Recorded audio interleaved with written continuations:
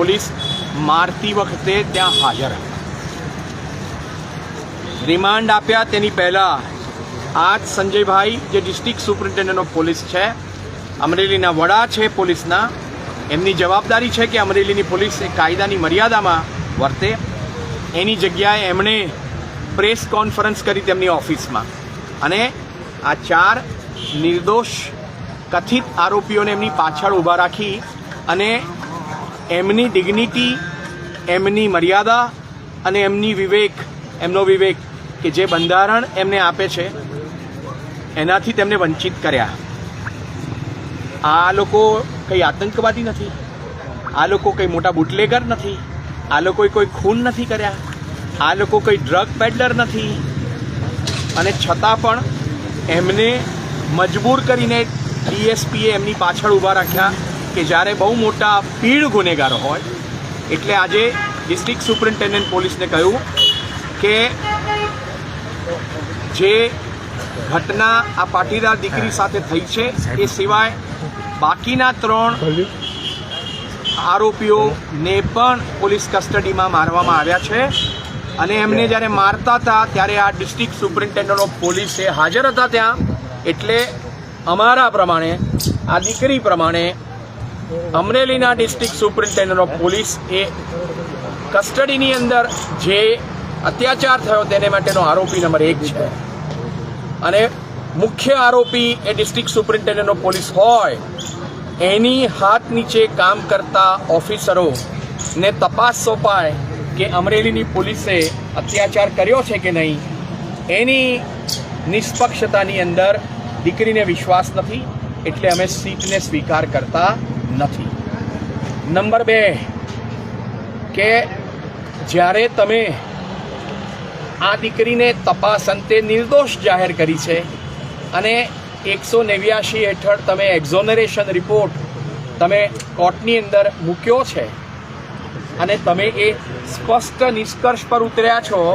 કે આ દીકરીનો કોઈ ગુનો આ ગુનાની અંદર નથી, એના પછી તમે સીટના નામે આટલી બધી મોટા પાયે પોલીસ તમે મૂકો। ગઈકાલે આજે હું પણ જ્યારે ગયો ત્યારે અનેક પોલીસ કર્મીઓ ત્યાં હતા, અનેક એમના વેહિકલ હતા। હું મારી જાતને પૂછું છું કે આ દીકરીને તમે નિર્દોષ જાહેર કરી એના પછી તેના ઘરની આસપાસ આટલી બધી પોલીસ મૂકવાની તમારે જરૂરત શું છે? તમે આ પોલીસ મૂકીને તેનું રક્ષણ કરો છો અને કઈ પોલીસ તેનું રક્ષણ આપે છે? જે અમરેલીની પોલીસે આ દીકરીને તેના સ્વાભિમાનથી વંચિત કરી છે તે જ અમરેલીની પોલીસ આનું રક્ષણ કરશે। અમે અત્યારે બીજી માંગ કરી કે અમારે અમરેલી પોલીસના રક્ષણની જરૂર નથી। ત્રીજી માંગ કરી કે તત્કાલ ધોરણે સુપ્રીમ કોર્ટના પુટાસ્વામીના કેસમાં સુપ્રીમ કોર્ટની બંધારણીય બેન્ચે એવું કહ્યું છે કે રાઇટ ટુ પ્રાઇવસી એ મારો મૂળભૂત અધિકાર છે, એટલે વિના વાંકે આ તો નિર્દોષ મહિલા છે, બરોબર છે, તમે જાહેર કરી છે તો પણ તેના ઘરની આસપાસ આટલી બધી પોલીસ, એના ગામમાં આટલી બધી પોલીસ જે 10 દિવસ પહેલાં ક્યારેય હતી નહીં, અને આ ગામ સિવાય, દીકરીના ગામ સિવાય બીજા કોઈ ગામમાં આટલી ક્યારે પોલીસ નથી। એ પોલીસની હાજરી જે છે એ બીજો અત્યાચાર છે। પહેલો અત્યાચાર તમે 27થી તે 3જીની વચ્ચે કર્યો, બીજો અત્યાચાર તમે અત્યારે કરી રહ્યા છો અને અમરેલી પોલીસને આ દીકરીના ઘરથી અને આ દીકરીના ગામથી દૂર કરવામાં આવે, કારણ કે તમારી હાજરી એ મારા માનવીય હકો અને મારા મૂળભૂત અધિકારોને બરતરાફ છે, એટલે એ લઈ લો।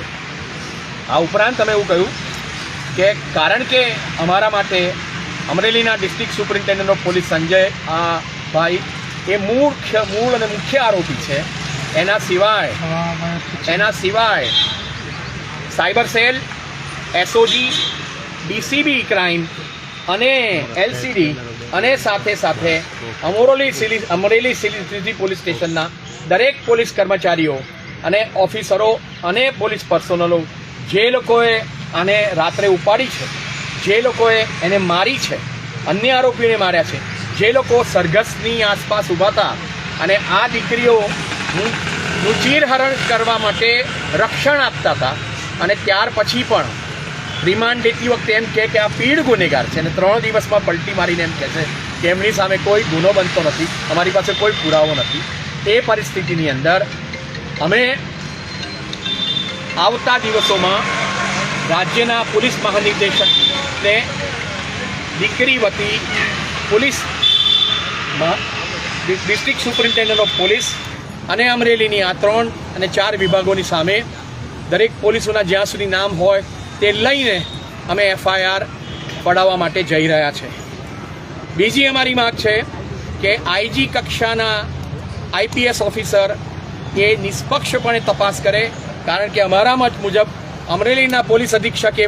મુખ્ય ગુનેગાર છે આ દીકરીના માનવ અધિકારો અને બંધારણીય અધિકારો લેવા માટે, અને એની સાથે જે તહોમતદારો પકડાયા છે એને પણ બેરહેમીથી માર્યા છે તેને માટે, અને બાકીના પોલીસ એટલે IG કક્ષાની તપાસ સોંપવામાં આવે. એના સિવાય નીચેના કોઈ પણ ઓફિસરની તપાસ અમને સ્વીકાર્ય નથી. આ ઉપરાંત ગુજરાત હાઈકોર્ટે આની પહેલાં એવા આરોપીઓને શહેરમાં સરઘસ ચલાવી અપમાન માટે, હાથકડી પહેરાવવા માટે, દોરડા બાંધવા માટે અને કસ્ટડીમાં મારવા માટે આ પ્રકારના જ્યારે ગુના બન્યા છે ત્યારે દેશની સુપ્રીમ કોર્ટ અને ગુજરાત હાઈકોર્ટે એવા ચુકાદા આપ્યા છે કે જ્યુડિશિયલ ઇન્ક્વાયરી થવી જોઈએ, એટલે નિષ્પક્ષતાનો પ્રશ્ન ક્યાંય ના રહે. અને અમે પણ ગુજરાત હાઈકોર્ટની અંદર આવતા 2 દિવસમાં સબસ્ટેન્ટિવ પિટિશન કરવા જઈ રહ્યા છે, જેમાં અમારી માંગ છે કે અમારે પોલીસની કોઈ તપાસ જોઈતી નથી, અમારે ડિસ્ટ્રિક્ટ અને સેશન્સ જજની જ્યુડિશિયલ ઇન્ક્વાયરી જોઈએ છે. 2 સુપ્રીમ કોર્ટના